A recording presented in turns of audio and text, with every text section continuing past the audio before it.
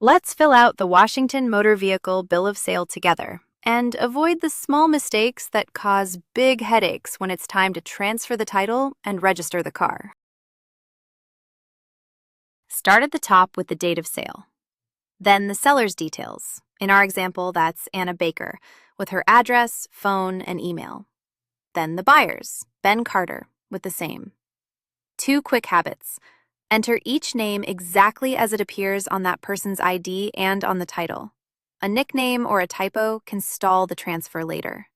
And don't leave any line blank. If something doesn't apply, write NA. An empty box is an invitation to change the document after it's signed.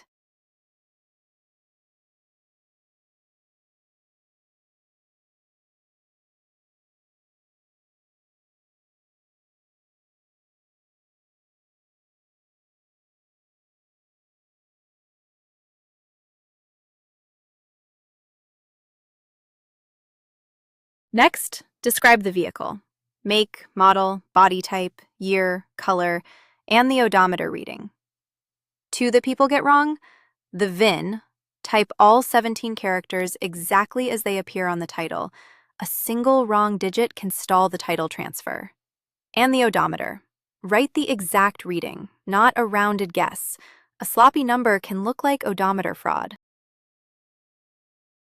Now the sale price, in our example, $8,500, and how it's paid, here. Paid in full, by check, with taxes included. Write the real price. Lowballing it to shave the sales tax can come back as back taxes and penalties, and it leaves the buyer with weaker proof of what they actually paid. Finally, signatures. The seller and the buyer each print their name, sign, and date. 2 things before you're done.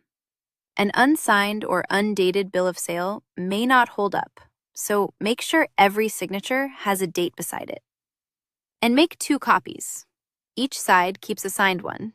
The buyer needs it to register the vehicle, and the seller needs it as proof they are no longer responsible for that car. Welcome to this quick guide on vehicle bill of sale requirements. When selling a vehicle, you'll need to include the date of the sale or transfer, the sale price, and the vehicle identification number, or VIN. The seller is legally obligated to remove the license plates from the vehicle, so make sure you take care of that before handing things over. The buyer should pre-purchase a trip permit, so they can legally drive the vehicle after the sale. For the title, a standard title transfer is the usual route, but an affidavit of loss and release of interest, or an affidavit in lieu of title, is also acceptable. And one more thing to keep in mind. If you ever need to confirm whether a bill of sale was filed, you will have to file a public records request to access that information. That covers the key requirements. Keep things clear, keep everything documented, and the process should go smoothly.